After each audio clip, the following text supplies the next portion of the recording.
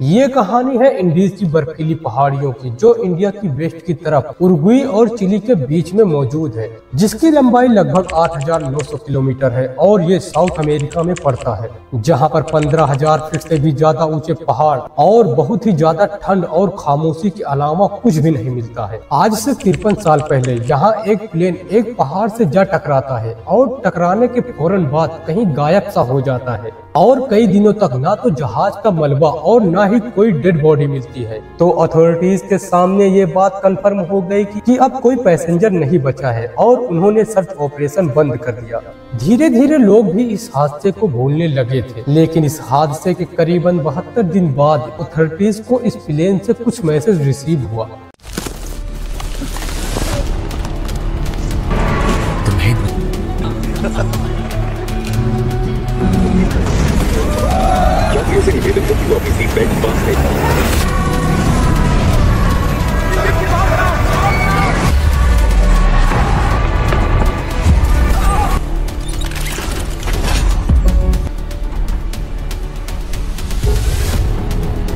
पता है हम कहाँ पर हैं?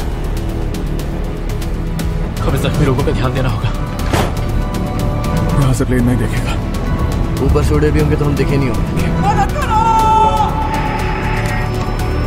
जब आपके पास कपड़े नहीं होते और आप ठंड से कांपते हैं, हम ऊपर तक नहीं पहुंच पाएंगे यार। खाने के लिए खाना नहीं होता और मौत सामने होती है। अब अगर नहीं खाया तो मर जाएंगे। तो क्या खाएं? कस के जकड़े रहो। मैं तुम्हें बाहर निकाल लूंगा। जय हिंद दोस्तों, welcome back ideal info TV. दोस्तों, दरअसल बात यह है कि उरुग्वे के अंदर एक ओल्ड क्रिश्चियन क्लब की रग्बी टीम थी और वहां पे इस टीम का काफी नाम था। दरअसल ये टीम 1968 से 1970 में नेशनल चैंपियनशिप भी जीत चुकी है। हर साल ये लोग अक्टूबर के महीने में उरुग्वे से चिली की सिटी सेंटियागो जाते थे और वहाँ पर ये चिली की नेशनल रग्बी टीम और एक और टीम थी जिसे ओल्ड बॉयज के नाम से जाना जाता था, उनसे फ्रेंडली मैच खेलते थे। जब ये मैच खेलने जाते थे तो अपने दोस्तों और फैमिली को भी साथ ले जाते थे, मतलब कि एक तरह से ये मैच भी खेलते थे और वेकेशन भी हो जाता था। ऐसे ही हर साल की तरह 1972 के अक्टूबर के महीने में इन्होंने मैच खेलने के लिए चिली जाने का फैसला किया और 12 अक्टूबर 1972 को उरुग्वे के कैपिटल माउंट वीडियो से इनकी फ्लाइट 571 को सुबह 8 बजे चिली के लिए उड़ान भरना था। दोस्तों, लेकिन आपको ये भी बता दूं कि ये कोई आम प्लेन नहीं था, ये उरुग्वे का मिलिट्री प्लेन था। उस समय उरुग्वे की मिलिट्री फाइनेंशियल क्राइसिस से जूझ रही थी, तो खाली समय में पैसे देकर जो लोग इस प्लेन को बुक करना चाहते थे वो $1600 देकर इस प्लेन को बुक करके एक स्थान से दूसरे स्थान जा सकते थे। अब इस प्लेन को उरुग्वे से चिली जाना था, जिसमें कुल 45 लोग थे, जिसमें 19 रग्बी प्लेयर, 21 फैमिली मेंबर और फ्रेंड के साथ साथ 5 क्रू मेंबर भी थे। इस प्लेन को जो पायलट उड़ा रहा था उसका नाम था फेराडास, जो काफी एक्सपीरियंस पायलट था। उनके पास टोटल 5117 घंटों का फ्लाइंग एक्सपीरियंस था। उरुग्वे से चिली जाते वक्त इंडीज की पहाड़ियों के बीच में प्लेनचोन पास पड़ता था। यह एरिया पायलट के लिए काफी कॉम्प्लिकेटेड होता था, क्योंकि इस एरिया में बहुत ही जल्द मौसम चेंज हो जाता था। यहाँ की पहाड़ियों की हाइट बहुत ज्यादा थी। कुछ पहाड़ तो ऐसे भी थे जिनकी हाइट 22,800 फीट से भी ज्यादा थी और ये जो प्लेन था इसकी फ्लाइंग लिमिट सिर्फ 22,500 फीट तक ही थी। इस एरिया से जाते वक्त कम्युनिकेशन में भी बहुत ही ज्यादा दिक्कत होती थी, लेकिन ये जो पायलट था फेराडास, ये काफी एक्सपर्ट था इस एरिया में प्लेन उड़ाने के लिए। इससे पहले उसने 29 टाइम इस एरिया में फ्लाइट उड़ाया था और उसे इस एरिया के बारे में सब कुछ अच्छे से पता था। लेकिन इस बार इसके साथ इसका एक को पायलट हेक्टर लेगुरारा भी था, जो कि अभी सीख रहा था, यानी ट्रेनिंग ले रहा था। ये जो पायलट था ये अपने इस ट्रेनी को पायलट लेगुरारा को इस एरिया में प्लेन उड़ाने के लिए ट्रेन कर रहा था। इस प्लेन को ले जाते वक्त भी पायलट ने अपने इस को पायलट को ही सारा कंट्रोल दे रखा था, ताकि वो भी इस एरिया में प्लेन चलाना सीख जाए। अब जब ये 12 अक्टूबर के दिन सुबह सुबह उरुग्वे के एयरपोर्ट से निकलते हैं तो थोड़ी दूर चलने के बाद ही लगभग अर्जेंटीना के ऊपर पहुंचे ही थे कि मौसम खराब हो जाता है। जब मौसम इतना खराब हो जाता है कि ये लोग मजबूरी में ही अर्जेंटीना के शहर मेंडोजा में लैंड कर देते हैं और इंतजार करने लगते हैं कि मौसम सही हो जाए। मेंडोजा एरिया चिली से थोड़ा पहले ही पड़ता है। यहाँ पर मौसम सही होने का इंतजार करते हुए उन्होंने मेंडोजा में ही सारी रात गुजार दी, लेकिन इन सभी को क्या मालूम था कि ये दिन इनकी जिंदगी का सबसे खराब दिन होगा। जब ये लोग मेंडोजा में थे तो इन्होंने बाहर निकलकर कुछ शॉपिंग की, जिसमें इन्होंने वाइन की कुछ बोतलें भी ली थी, लेकिन इन्हें बिल्कुल भी अंदाजा नहीं था कि आगे चलकर इन्हीं वाइन की बोतल की एक एक बूंद इनकी जिंदगी को बचाने के काम आएगी। अब अगले दिन यानी फ्राइडे 13 अक्टूबर 1972 को फ्लाइट 571 के पायलट ने मौसम थोड़ा ठीक होने पर फ्लाइट 571 की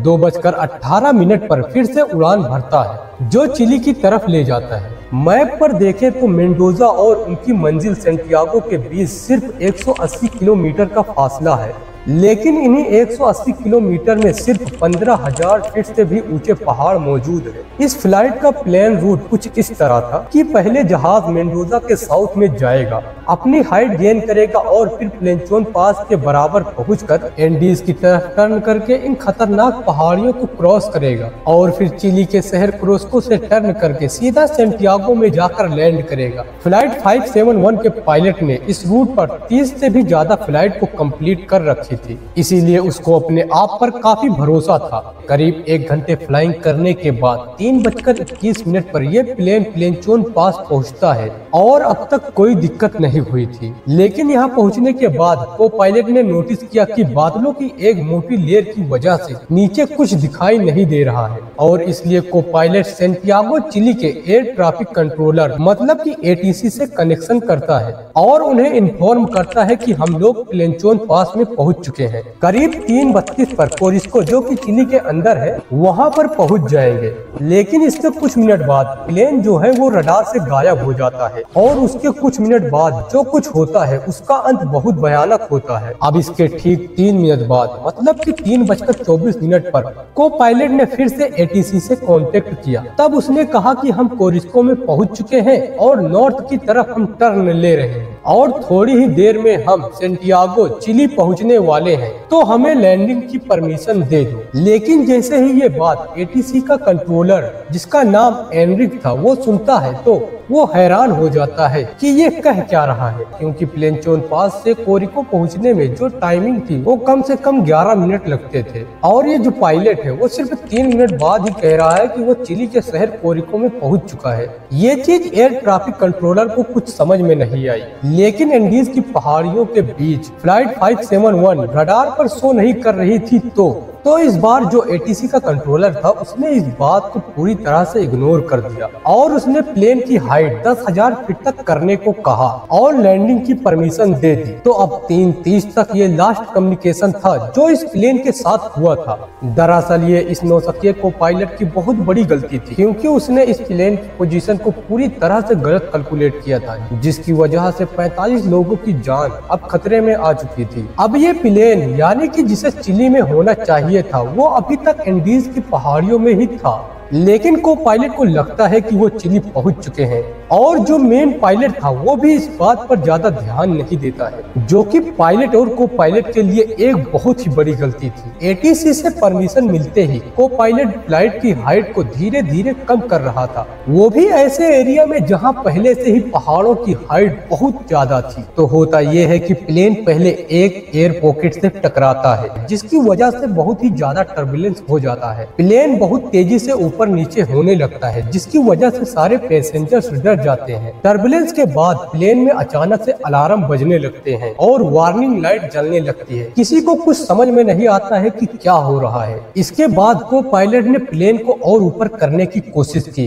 पायलट ने दोबारा से एल्टीट्यूड गेन करने के लिए पूरी जान लगा दी, लेकिन वो नाकाम रहा, जिससे कि एक और झटका लगता है और प्लेन और नीचे आ जाता है, जहाँ पहाड़ों की हाइट पहले से ही बहुत ज्यादा थी। अब इस वजह से जो प्लेन का पिछला हिस्सा था वो पहाड़ के की चोटी से जा टकराता है और प्लेन से अलग होकर गिर जाता है। पीछे की जो 2 सीट की रो थी वो भी प्लेन से अलग होकर हवा में उड़ जाती है और फिर उसका राइट विंग एक पहाड़ से टकरा जाता है। इसके बाद दूसरा विंग भी टूट जाता है और आधा प्लेन 350 की स्पीड से सीधा जाकर जमीन से टकराता है। जैसे ही एक्सीडेंट होता है पहले ही पल में 5 लोगों की मौत हो जाती है और 7 लोगों का पता ही नहीं चलता कि वो एक्सीडेंट के बाद कहां गायब हो गए। खास करके वो लोग जो जहाज के पिछले हिस्से में मौजूद थे, यानी कि 45 लोगों के साथ ये एक्सीडेंट होता है। लेकिन अब एक्सीडेंट के बाद सिर्फ 33 लोग ही जिंदा बचे थे, जिसमें हर किसी को चोट का सामना करना पड़ता है। कई लोग तो बेहोश थे, किसी के पेट में सीट की रॉड घुस गई थी तो किसी पैसेंजर का पैर टूटकर अलग हो गया था। चारों तरफ लोग रो रहे थे, चीख रहे थे और चिल्ला रहे थे। ये इस वक्त 11,500 फीट की ऊंचाई पर एंडीज में फंस चुके थे। एक्सीडेंट के बाद प्लेन के अंदर गैसोलीन जैसी गंध आने लगती है जो सभी को डरा देती है और जो लोग थोड़े बेहतर है वो दूसरों को प्लेन से बाहर निकालने की कोशिश करते हैं, क्योंकि उन्हें डर है कि कहीं ब्लास्ट ना हो जाए। जब वो बाहर निकलते हैं तो वो महसूस करते हैं कि टेम्परेचर तो यहाँ 0 से भी कम है और उनकी नजर जहाँ तक जा रही थी सिर्फ बर्फ ही बर्फ दिखाई दे रहा था। उनके पैर बर्फ में भी धंस रहे थे, जिसकी वजह से चलने में भी बहुत परेशानी हो रही थी। तो कुछ देर बाहर रुकने के बाद मजबूरी में उन्हें प्लेन के अंदर दोबारा से जाना पड़ा। एक्सीडेंट के वक्त प्लेन का पिछला हिस्सा टूट जाने की वजह से प्लेन का एक साइड खुला हुआ था जहां से हवा और बर्फ भी आ रही थी, तो उसको ये लोग सीट वगैरह लगाकर रोकने का ट्राई कर रहे थे। प्लेन का जब एक्सीडेंट हुआ तब प्लेन के जिस हिस्से में सबका सामान रखा हुआ था वो पीछे वाली साइड से टूटकर गिर गया था। अब इन लोगों के पास टी-शर्ट और सिर्फ लाइट क्लोथिंग ही थी। इनके पास कोई खास गर्म कपड़े नहीं थे। इनका खुद का सर्वाइवल इनके हैंडबैग के अंदर कुछ रखे हुए सामानों पर आधारित था। बचे हुए 33 पैसेंजर्स में कोई भी डॉक्टर नहीं था, लेकिन 2 मेडिकल स्टूडेंट कैनिसा और जेर्बिनो, जिसमें से एक फर्स्ट ईयर में था और दूसरा सेकेंड ईयर में था। दोनों से लोगों की जितनी मदद हो सकी दोनों ने की। चारों तरफ लोग दर्द से रो रहे थे, वो खून में लथपथ थे। एक्सीडेंट 3:34 पर हुआ था और अब 4 बजते बजते अंधेरा होने लगा था। वहाँ बर्फ गिरने लगी थी और हवा तेज हो चुकी थी। रात के अंधेरे में सब कुछ दिखना बंद हो गया था और एक्सीडेंट की वजह से प्लेन की जो सीट्स थी वो आपस में बिखर गई थी। प्लेन के अंदर 33 लोग 20 फीट की जगह में पड़े हुए थे और चारों तरफ कुर्सियां बिखरी हुई थी, इसीलिए किसी के लिए भी जगह नहीं थी। लोगों ने डिसाइड किया कि जगह बनाना बहुत जरूरी है, तो उन्होंने बेहोश हुए लोगों को बाहर निकालने का फैसला किया और कहा कि जब जगह बन जाएगी तो उन्हें अंदर कर लेंगे। फिर ठीक ऐसे ही करते हैं और जगह बनाने लगते हैं। जगह बनने के बाद धीरे धीरे सारे लोगों को अंदर किया जाता है और उन्हें आराम करने दिया जाता है। अब जब प्लेन क्रैश हो चुका था तो बचे हुए 33 लोगों को लगा कि ये खबर आसपास के इलाके में फैल चुकी होगी। उनका सोचना था कि आज रात तक रेस्क्यू टीम मदद लेकर आएगी और हम सब बच जाएंगे, लेकिन ये उनकी सबसे बड़ी भूल थी। वो लोग सिर्फ इंतजार कर रहे थे, वो भी बिना किसी प्लानिंग के। जब लोग इंतजार कर रहे थे तब एक पैसेंजर जिसका नाम था मोनको, वो बोलता है कि प्लेन के अंदर जहाँ कॉकपिट है वहाँ पर रेडियो जरूर होगा, जिसकी वजह से हम मैसेज भेजकर रेस्क्यू टीम को बुला सकते हैं। लेकिन कॉकपिट तक पहुंचने का रास्ता टूटी हुई सीटों से भरा हुआ था और वहां पर जाना इतना आसान नहीं था। फिर मोनको जैसे तैसे करके रेडियो के लिए कॉकपिट की तरफ अपने कदम बढ़ाता है। जब वो वहां पहुंचता है तब उसके कान में एक आदमी के चीखने की आवाज सुनाई देती है। एक्सीडेंट के बाद प्लेन का नॉइज जो आगे का हिस्सा होता है वो पूरी तरह से अंदर धंस चुका था और जितने भी इंस्ट्रूमेंट थे वो पायलट और को पायलट के शरीर में घुस चुके थे। प्लेन के पायलट फेराडास की जान पहले ही जा चुकी थी, लेकिन को पायलट लेगुरारा जिसके पेट में प्लेन के इंस्ट्रूमेंट की वजह से हुए जख्म से दर्द हो रहा था और उसी वजह से वो चिल्ला रहा था। मोनको ने को पायलट को निकालने की बहुत कोशिश की, लेकिन वो नाकामयाब रहा। फिर वो बाहर से बर्फ लेकर आया और रुमाल की मदद से को पायलट के मुंह में पानी बनाकर डाला, लेकिन को पायलट को कोई आराम नहीं मिला। फिर जो को पायलट था उसने खुद कहा कि यहाँ साइड में एक बैग होगा, उसमें गन होगी, उसे निकाल कर मुझे गोली मार दो। मुझसे दर्द बर्दाश्त नहीं हो रहा है। लेकिन मोनको ने ऐसा नहीं किया। वो थोड़ी देर बाद कॉकपिट से निकलकर सबको इसकी जानकारी देता है और साथ में एक झूठ भी बोलता है कि रेडियो पर उसकी बात हो गई है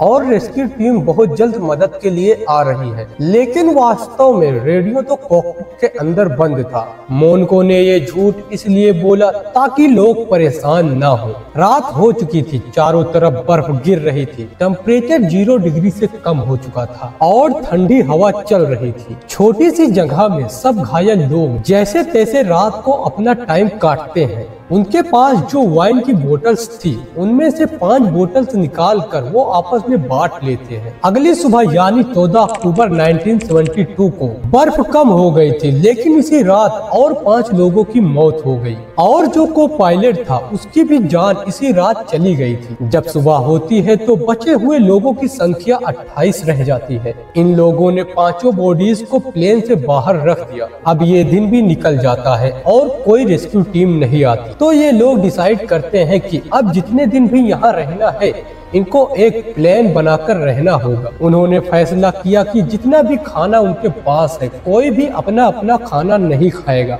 वो सबको आपस में बराबर से बांटना होगा। अब सारे के सारे जितना भी खाने पीने का सामान था वो इकट्ठा करने लगे। अब उनके पास 3 वाइन की बोतल, बिस्की और ब्रांडी की भी कुछ बोतलें थी, साथ ही 8 चॉकलेट, नट्स, डेट्स और ड्राई पल्स भी थे जो फ्लोर पर बिखरे पड़े थे। भले ही वो पैर के नीचे आ गए थे, लेकिन उन्होंने सारे सामान को इकट्ठा कर कर एक जगह पर रख दिया और एक आदमी को इसकी रिस्पॉन्सिबिलिटी दे दी कि वो सबको बराबर बांट सके। लेकिन ये खाना 28 लोगों के लिए बहुत कम था और कोई नहीं जानता था कि मदद कब तक आएगी। लंच के टाइम पर वो इन्हें चॉकलेट का एक छोटा सा टुकड़ा और एक ढक्कन वाइन बांटता।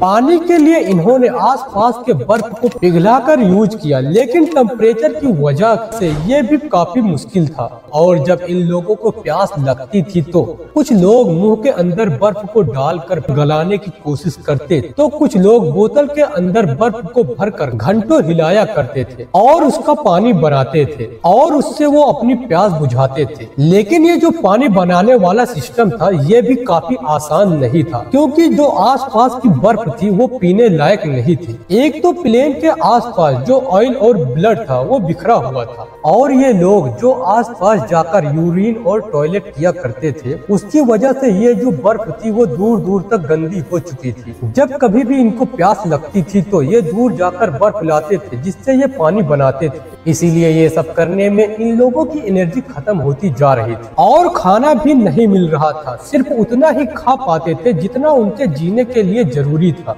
इस सिचुएशन में ये जो लोग थे ये बड़ा सोच समझकर काम कर रहे थे। एक तरफ तो ये सब चल रहा था और दूसरी तरफ चिली, अर्जेंटीना और उरुग्वे में ये सारी खबर फैल चुकी थी कि यहाँ से एक प्लेन गायब हो चुका है और उसके जो पैसेंजर्स हैं वो भी नहीं मिल रहे हैं। जो लास्ट लोकेशन था उस लोकेशन के ऊपर उरुग्वे, चिली और अर्जेंटीना के जो प्लेन्स थे वो सर्च ऑपरेशन करना शुरू कर देते हैं, जिसमें 4 प्लेन ने हिस्सा लिया था। सुबह से लेकर शाम तक सस्पेक्ट एरिया को सर्च के दौरान ना तो उन्हें कोई प्लेन दिखा और ना ही प्लेन का मलबा। यह एक बहुत ही मुश्किल सर्च ऑपरेशन था क्योंकि नीचे सफेद बर्फ की वजह से लाइट रिफ्लेक्ट हो रही थी। लेकिन जब ये सर्च ऑपरेशन चल रहा था इसी बीच में एक प्लेन इनके ऊपर से गुजरता है, तो ये सारे लोग बाहर निकल कर आते हैं, बहुत सारा हल्ला करते हैं, चीखते हैं, चिल्लाते हैं, लेकिन सर्च ऑपरेशन वाले प्लेन इनको देख नहीं पाते हैं। दोबारा से एक प्लेन और उनके ऊपर से निकलता है और ये लोग फिर से हल्ला मचाते हैं, लेकिन वो प्लेन भी इनको देख नहीं पाता है क्योंकि इनका जो प्लेन क्रैश हुआ था वो व्हाइट कलर का था जो चारों तरफ से बर्फीली पहाड़ियों के बीच में धंसा हुआ था। उसका मिलना बहुत ज्यादा मुश्किल हो रहा था। अब ये लोग सोचते हैं कि शायद किसी तरीके से हम लोग इस प्लेन के ऊपर SOS लिख दे तो शायद इन लोगों की नजर हम पर पड़ जाए और हमें आसानी से रेस्क्यू किया जा सके। अब जितनी लड़कियां थी वो प्लेन के अंदर से अपनी लिपस्टिक और नेल पेंट इकट्ठा करती हैं और वो लोग प्लेन के ऊपर SOS लिखना शुरू करते हैं, लेकिन ये आधा SOS ही बना पाए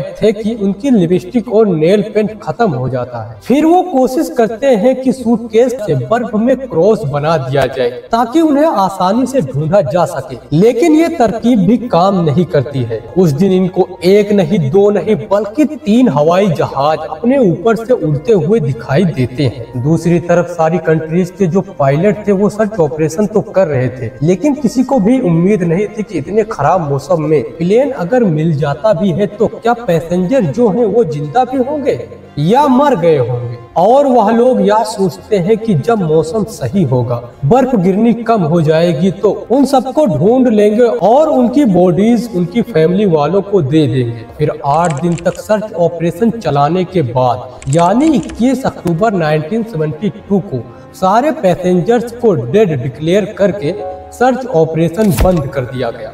लेकिन इंटरनेशनल रेगुलेशन के हिसाब से जिस कंट्री से ये प्लेन गायब हुआ है उसे 10 दिन तक लगातार सर्च ऑपरेशन करना होगा। उसके बाद वो लोग सर्च तो कर रहे थे, लेकिन इतने मन से नहीं कर रहे थे और इधर ये लोग वेट कर रहे थे। वेट करते करते वो दिन भी निकल गया और रात हो जाती है। जैसे जैसे दिन बीत रहा था इनकी परेशानी लगातार बढ़ रही थी, क्योंकि वहाँ पर वॉशरूम वगैरह तो था नहीं। तो रात के वक्त ये 28 लोग प्लेन के पास ही टॉयलेट किया करते थे। इससे चारों तरफ जो अंधेरा था, ठंड थी, उसके साथ साथ बदबू भी आने लगती है, जिसकी वजह से उस जगह पर रहना बिल्कुल भी मुश्किल हो रहा था। और ये 28 के 28 लोग अंधेरे में मुंह पर हाथ रखकर बैठकर इंतजार किया करते थे। लेकिन दूर दूर तक उनकी जहां तक नजर जाती, न तो कोई जानवर था, न ही कोई पेड़ पौधे, सिर्फ सफेद बर्फ ही बर्फ दिखाई दे रही थी। और ऐसे इंतजार करते करते डेट हो गई 21 अक्टूबर 1972। अब तो खाना खत्म होने को भी था। सारे के सारे बहुत कमजोर हो गए थे, यहाँ तक कि वो ठीक से चल भी नहीं पा रहे थे। सबके सब बैठकर सिर्फ मदद का इंतजार कर रहे थे। सेम डे वीकनेस की वजह से रग्बी टीम मेंबर की एक सिस्टर थी, उसकी जान चली जाती है। और इस घटना के बाद 28 में से सिर्फ 27 लोग ही बचते हैं, क्योंकि उनको पता तो था नहीं कि कितना दिन लगेगा। तो खाना ये लोग उतना ही बांट रहे थे जितने में वो जिंदा रह सके। खाना बांटने के बाद भी कई लोगों को भूख लगी रहती थी, तो उसमें से कुछ लोगों ने तो सीट के कवर तक खाने शुरू कर दिए थे, जिसकी वजह से वो बीमार पड़ गए। उसके बाद ये डिसाइड हुआ कि कोई भी बंदा सीट की कवर नहीं खाएगा। अभी तक सबको ये भी पता चल गया था कि रेडियो खराब है, और उसी में एक टेक्निकल बंदा था मार्सेलो, जो ट्राई करता है कि रेडियो को किसी तरह से सही किया जा सके ताकि उनके पास हेल्प आ सके, क्योंकि उस टाइम इसके अलावा और कोई भी रास्ता नजर नहीं आ रहा था। तो कई दिनों तक जैसे तैसे करके मार्सेलो रेडियो को बैटरी से कनेक्ट करके सही कर लेता है। लेकिन इसमें दिक्कत ये थी कि इसमें सही से सिग्नल नहीं आ रहा था, बस चिली के कुछ रेडियो स्टेशन ही उनसे कनेक्ट हो पा रहे थे। तो वहाँ की जो न्यूज वगैरह थी बस उसी को ये लोग सुन पा रहे थे, इधर से कोई मैसेज वो भेज नहीं पा रहे थे। और एक दिन मार्सेलो रेडियो को लगातार सुन रहा था, तो उसे एक न्यूज सुनने को मिलती है कि उरुग्वे की रग्बी टीम वाला जो प्लेन था उसका सर्च ऑपरेशन रोक दिया गया है। अब रेडियो में ये सब सुनकर मार्सेलो जो था वो सबको इकट्ठा करता है और कहता है कि एक गुड न्यूज है। जैसे ही लोग उससे पूछते हैं कि क्या गुड न्यूज है, तो मार्सेलो बोलता है कि सर्च ऑपरेशन को रोक दिया गया है, जिसे सुनकर लोग बहुत ही गुस्सा हो जाते हैं। तो बोलता है कि गुड न्यूज ये है कि अब हमें बाहर निकलने के लिए खुद ही कोशिश करना होगा, कोई भी बाहर से हमारी हेल्प करने के लिए नहीं आएगा। दरअसल ये चीज हमें पता चल गई है। ये बात सुनकर रग्बी टीम के दो दोस्त ये फैसला करते हैं कि वो थोड़ा दूर आगे जाकर ये देखेंगे कि आगे क्या है। लेकिन कई किलोमीटर चलने के बाद भी उनको कुछ नहीं दिखता है, बस सिर्फ सफेद बर्फ ही बर्फ दिख रही थी। और चलते चलते रात भी हो रही थी, तो वो लोग अपनी जान बचाने के लिए वापस उसी रास्ते से प्लेन के पास आ जाते हैं। एक तरफ जो खाना बचा हुआ था वो बहुत ही कम था। लोग डरे हुए थे कि अगर खाना खत्म हो गया तो एक कीड़ा भी नहीं है आसपास जिसे खाकर भूख मिटाई जा सके। खाली एक चॉकलेट का टुकड़ा और एक ढक्कन वाइन पीकर ये सारे के सारे ये दिन काट रहे थे। इसके बाद जो ये मेडिकल स्टूडेंट होते हैं वो कहते हैं कि ऐसा तो नहीं चल पाएगा, अगर हमें जिंदा रहना है तो हमें खाने का इंतजाम तो करना ही पड़ेगा। और अगली लाइन जो इसने बोली उसे सुनकर हर कोई हैरान रह जाता है। ये लोग कहते हैं कि बाहर जो डेड बॉडीज पड़ी हुई हैं उन्हें हमें खाना होगा और ये जितना जल्दी हो सके हमें करना होगा, नहीं तो हम इस काबिल भी नहीं बचेंगे कि हम उन डेड बॉडीज तक पहुंचकर उन्हें काट कर खाने लायक बना पाए। लेकिन ये बात सुनकर हर कोई अचंभे में था। कोई गुस्सा कर रहा था, तो कोई कह रहा था कि मेरी सिस्टर बाहर पड़ी है, तो कोई कह रहा था कि मेरा दोस्त बाहर पड़ा है, उसको हम कैसे खा ले। तो इसके बाद मल्टीपल डिस्कशन होता है और इसके बाद डेट आती है 29 अक्टूबर 1972। ये जो दिन था ये इन लोगों के लिए सबसे खराब दिन था, क्योंकि इन्होंने जितना भी इंतजामात किया था वो सब तहस नहस हो जाता है।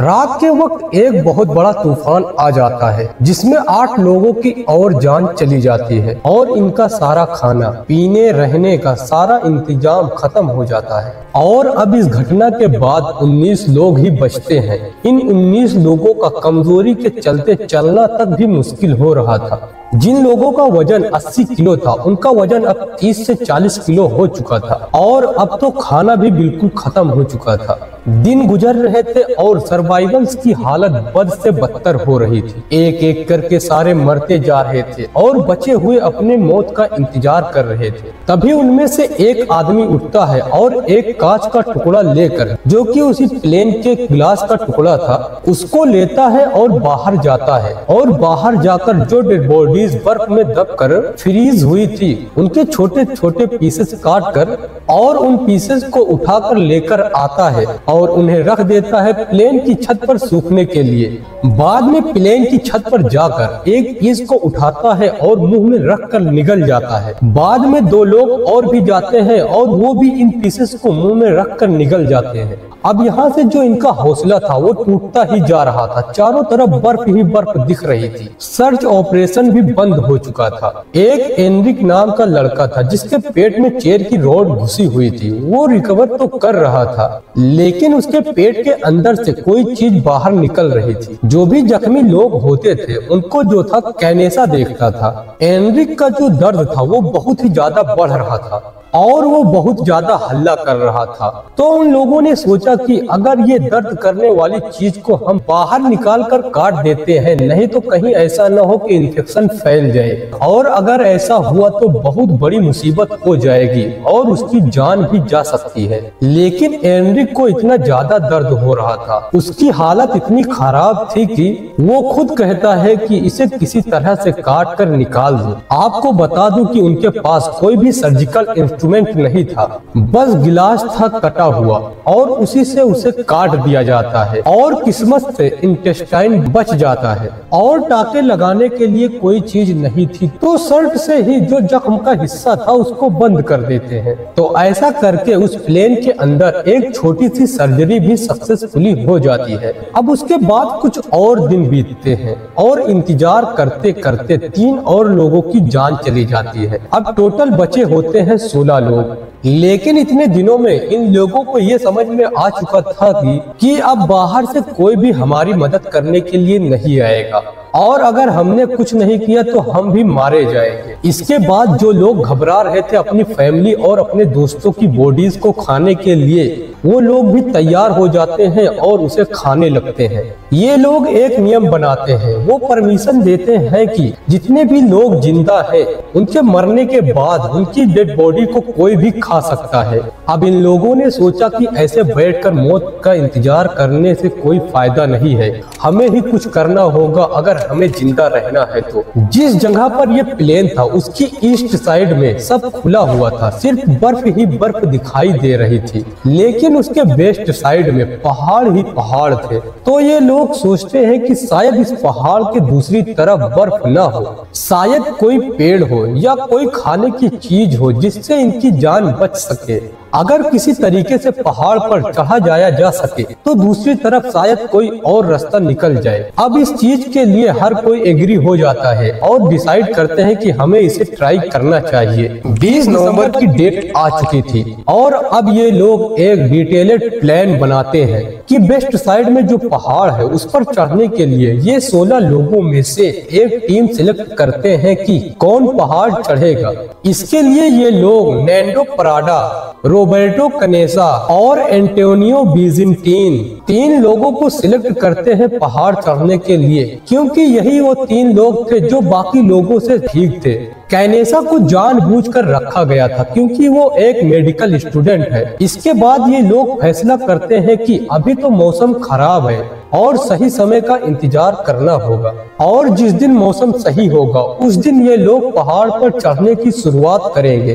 तो ये लोग डिसाइड करते हैं कि मिड दिसंबर में अगर ये लोग जाएंगे तो इनके ज्यादा चांस है कि ये ठीक से पहाड़ चढ़ पाए। तो मिड दिसंबर की 1 तारीख तय की जाती है और ये जो 3 लोग सिलेक्ट हुए थे इन्हें रोज पहाड़ चढ़ने की एक्सरसाइज कराई जाती है ताकि चढ़ने में आसानी हो। बाकी मेडिकल स्टूडेंट से इनको ट्रेनिंग दी जाती है कि एक्सट्रीम कंडीशन में क्या क्या किया जा सकता है, ऑक्सीजन जब कम होगी तो बेस्ट चीज क्या करी जा सकती है। ये तीनों लोग सारी चीजों की ट्रेनिंग करना स्टार्ट करते हैं। इन्होंने ये भी तय किया था कि ये जब पहाड़ चढ़ने के लिए जाएंगे तो ये रास्ते में निशान लगाते हुए आगे बढ़ेंगे ताकि किसी भी मूवमेंट पर ये लोग डिसाइड कर सके वापस आने की और इसकी वजह से वो इधर उधर ना भटके। और साथ में कुछ ऐसे भी सामान ले लिए जिससे बीच रास्ते में किसी को कोई सिग्नल देना हो या हेल्प वगैरह मांगनी हो तो उसका यूज कर सके। इनको ये भी पता था कि वहाँ पर यहाँ से ज्यादा ठंड होगी, तो इन्होंने प्लेन की जो सीट्स थी उनकी रुई निकाल कर अपने टी शर्ट और कपड़ों में भर लिया और जैकेट वगैरह बना लिया। और जो लोग मर गए थे उनके कपड़े उतार कर इन्होंने डबल ट्रिपल करके पहन लिया। जूते तो इनके पास थे ही नहीं, तो जो बेसिक जूते थे उसके ऊपर इन्होंने सीट्स के जो कुशन थे उनको फिक्स करके पहन लिया। खाने के लिए उन्होंने वही डेड बॉडीज के टुकड़े, कुछ चॉकलेट और कुछ ड्राइड पल्स रखे हुए थे। अब इसके बाद डेट आती है 12 दिसंबर 1972 और इसी दिन इन्होंने डिसाइड किया था कि हमें पहाड़ी के उस पार जाना है। इनका प्लान ये था कि मॉर्निंग में जब रोशनी होगी तो इन्हें चलना है और रात के वक्त बैठकर सिर्फ इंतजार करना है। तो बिल्कुल सुबह सुबह ये लोग अपना सफर शुरू करते हैं। दोस्तों ये कोई मामूली चढ़ाई नहीं थी, यहाँ पर बहुत ज्यादा ठंड और हाई एल्टीट्यूड था यहाँ पर। तो 12 तारीख को ये लोग निकलते हैं और धीरे धीरे करके आगे बढ़ते रहते हैं। बीच रास्ते में अगर मौसम खराब रहता है तो ये लोग बैठकर इंतजार करते हैं। 3 दिन तक लगातार चलने के बाद उन्हें रियलाइज होता है कि कुछ तो गड़बड़ हो रही है। जो खाना ये लोग अपने साथ लेकर आए हैं वो 100% तीनों के लिए कम पड़ जाएगा और किसी न किसी की जान भी जा सकती है। तो 15 दिसंबर को ये लोग डिसाइड करते हैं कि जो एंटोनियो है वो वापस जाएगा प्लेन के पास और बाकी दोनों आगे का सफर करेंगे। एंटोनियो जो था वो अपना खाना इन दोनों को दे देता है। खाने में वही डेड बॉडीज के टुकड़े थे और वापस चला जाता है। पहाड़ी पर चढ़ना तो बहुत मुश्किल था लेकिन नीचे उतरना आसान था। निशान तो पहले से ही इन्होंने लगा रखे थे, बस फिसलते हुए नीचे जाना था। तो जो एंटोनियो था वो बहुत कम समय में प्लेन के पास पहुंच जाता है और लोगों को बताता है कि वो दोनों आगे की जर्नी को कंटिन्यू कर रहे हैं। अब इधर ये दोनों धीरे धीरे करके ऊपर चढ़ रहे थे। 18 दिसंबर को एक दिन इनके ऊपर से प्लेन भी निकलता है। ये लोग बहुत हल्ला करते हैं और इंडिकेटर वगैरह जो बनाया था वो दिखाते हैं लेकिन कुछ नहीं हो पाता है। अब इसके अगले दिन 19 तारीख को भी ये लोग लगातार पूरे तरीके से चलते रहते हैं और इसके बाद डेट आती है 20 दिसंबर 1972 जिस दिन इनको पहाड़ी की टॉप पर चढ़ना था। अभी तक ये लोग 60 किलोमीटर से भी ज्यादा की दूरी तय कर चुके थे। चलते चलते इन्हें 8 दिन गुजर गया था और जब ये टॉप पर पहुंचने वाले थे तो ये बहुत ज्यादा चिंतित थे क्योंकि ये सोच रहे थे कि टॉप पर चढ़ने के बाद भी अगर इन्हें सफेद बर्फीली पहाड़ियां दिखाई देंगी तो ये कंफर्म हो जाएगा कि ये यहाँ से जिंदा बचकर नहीं जा सकते। ये लोग डरते हुए और ऊपर वाले को याद करते हुए पहाड़ी की टॉप पर चढ़ते हैं और किस्मत से इनको एक पहाड़ी ऐसी दिखती है जिस पर बर्फ नहीं थी, उस पर हरियाली दिखाई देती है इनको और उसी के साथ नदी भी दिखाई देती है। ये लोग अब बहुत ही ज्यादा खुश हो जाते हैं क्योंकि इन्हें 70 से भी ज्यादा दिन हो गया था यहाँ फंसे हुए। इतने दिनों में ये पहली बार पेड़ देखकर बहुत ही ज्यादा खुश हो गए थे और अब ये सोचने लगे थे कि अब खाने के लिए कुछ पेड़ पौधे या फल फ्रूट मिल जाएंगे। अब हमें किसी इंसान की डेड बॉडी नहीं खाना पड़ेगा और इन्हें जिंदा रहने की कुछ उम्मीद दिखाई देती है।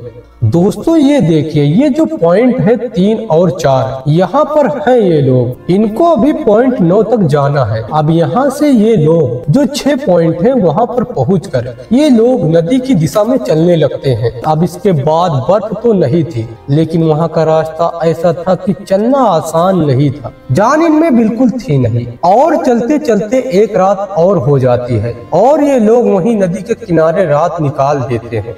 जैसे ही सुबह उठते हैं तो नदी के किनारे इन्हें कुछ गाय दिखाई देती है और वहीं पास पर एक मैगी का पैकेट दिखाई देता है और कुछ जली हुई लकड़ियां भी दिखाई देती हैं जो बुझ चुकी थी। इन सबको देखकर ये बहुत ही ज्यादा खुश होते हैं। इन्हें लगता है कि यहाँ पर लोग आते जाते रहते हैं और यहाँ से इनको कुछ मदद मिल सकती है। लेकिन जो नदी थी वो बहुत बड़ी थी, उसमें पानी का बहाव बहुत तेज था और उसको पार करना इतना आसान नहीं था। थोड़ी देर बाद जब ये लोग नदी के किनारे बैठकर इंतजार कर रहे थे तो इनको दूसरी तरफ एक आदमी घोड़े पर बैठा हुआ आता दिखाई देता है। पर जैसा मैंने पहले ही बताया था कि नदी का बहाव बड़ा तेज है, जिसकी वजह से नदी का पानी आवाज कर रहा था, जिसकी वजह से ये लोग कुछ बोल भी रहे थे तो उधर उस आदमी को सुनाई नहीं दे रहा था। ये लोग उसे इशारे से समझा रहे थे लेकिन घोड़े पर बैठा आदमी कुछ समझ ही नहीं पा रहा था। लेकिन लास्ट में वो आदमी बहुत कुछ बोलता है लेकिन उनको सारे वर्ड सुनाई नहीं देते, बस एक वर्ड सुनाई देता है कि टुमारो। अब वो आदमी चला जाता है और ये लोग सोचते हैं कि वो कल मदद लेकर आएगा। उसके बाद ये लोग बेसब्री से उसका इंतजार करते हुए एक रात और निकाल देते हैं। उसके दूसरे दिन वो आदमी एक बार फिर से आता है और अपने साथ एक कागज और पेन भी लाता है और उस पेज पर लिखता है कि व्हाट डू यू वांट और उसको एक पत्थर में लपेटकर इन दोनों की तरफ फेंकता है। उसने जो लिखा था उसे पढ़कर ये लोग भी इस तरफ से पेन से लिखकर पत्थर में लपेटकर उस कागज को उसके पास फेंकते हैं। उसमें ये लोग लिखते हैं कि उरुग्वे का जो प्लेन क्रैश हुआ था हम लोग उसी में से हैं। ये वो ओरिजिनल मैसेज है जो इन लोगों ने लिखकर फेंका था उस बंदे के पास। ये मैसेज पढ़ने के बाद वो आदमी सब कुछ समझ जाता है और कहता है कि मैं समझ गया हूँ और वो वहाँ से जाकर लोकल अथॉरिटीज से मदद लेकर आता है। उनको तो पहले यकीन ही नहीं आता कि 2.5 महीने गुजरने के बाद भी ये लोग जिंदा कैसे हो सकते हैं। लेकिन अथॉरिटीज ने पहले इन दोनों को रेस्क्यू किया और इन्हें हॉस्पिटल लेकर गए। फिर ये पूरी कहानी बताते हैं कि वो और उनके बाकी के 14 दोस्त प्लेन में किस जगह फंसे हुए थे और उन्होंने इन 2.5 महीनों में किस तरीके से टाइम काटा है। अब वहीं दूसरी तरफ जहां प्लेन क्रैश हुआ था वहां बाकी के 14 लोग रेडियो से हट नहीं रहे थे। वो पिछले 9 दिन से रेडियो से चिपके हुए थे ताकि कोई खबर आ सके। और फिर इसके बाद 22 दिसंबर 1972 को इनको रेडियो पर एक न्यूज सुनाई देती है कि एंडीज की पहाड़ियों में जो प्लेन क्रैश हुआ था उसके 2 सर्वाइवल्स हमको मिल गए हैं, जिनके 14 साथी अभी भी वहां पर फंसे हुए हैं और जल्द ही वो लोग उन्हें रेस्क्यू करने आएंगे। ये न्यूज सुनकर 14 के 14 लोग खुशी से रोने लगते हैं और चीखने चिल्लाने लगते हैं। इसके बाद 2 हेलीकॉप्टर रेडी होते हैं और इन दोनों को हेलीकॉप्टर में बैठाकर उस लोकेशन पर जाते हैं जहां पर प्लेन क्रैश हुआ था। फिर ये लोग हेलीकॉप्टर से यहाँ के हर एक पैसेंजर को निकाल कर लाते हैं और रेस्क्यू कर लेते हैं और उनके मरे हुए साथियों को वहीं पर दफना दिया गया और उनकी कब्रों पर पत्थर रखकर कुछ मेमोरियल बना दिया गया। 72 दिनों तक इतनी कड़ाके की ठंड की हालत में रहना, वो भी बिना किसी खाने के। ये एक ऐसी कहानी है जो बताती है कि आप चाहे जितनी भी बड़ी प्रॉब्लम में हो, आपको कभी हिम्मत नहीं हारना चाहिए। इस घटना को लेकर बहुत ज्यादा कंट्रोवर्सी भी हुई है कि इन लोगों ने डेड बॉडीज को खाई है, ये लोग नरभक्षी हैं। और जैसे जैसे ये खबर फैलती गई लोग इन लोगों को नफरत की नजर से देखने लगे। लेकिन जब इन लोगों ने एक इंटरव्यू के दौरान अपने साथ हुई सारी बातों को बताया तो लोगों ने इनकी प्रॉब्लम और उस वक्त जो इनकी कंडीशन थी उसको समझा और इनको माफ कर इनको अपना लिया। दरअसल बात यह है कि ये हमारी हिस्ट्री की ऐसी घटना है जिसे देखकर अपनी लाइफ में इंस्पिरेशन लिया जा सकता है। वीडियो अगर जानकारी से भरपूर लगी हो तो लाइक करने के साथ साथ दोस्तों के साथ जरूर शेयर कर दें और ऐसे ही नॉलेजेबल और हिस्ट्रिकल वीडियो देखने के लिए हमारे चैनल आइडियल इन्फो टीवी को सब्सक्राइब करने के साथ साथ बेल आइकन को भी जरूर प्रेस कर दें। दोस्तों मिलते हैं आपसे नेक्स्ट वीडियो में।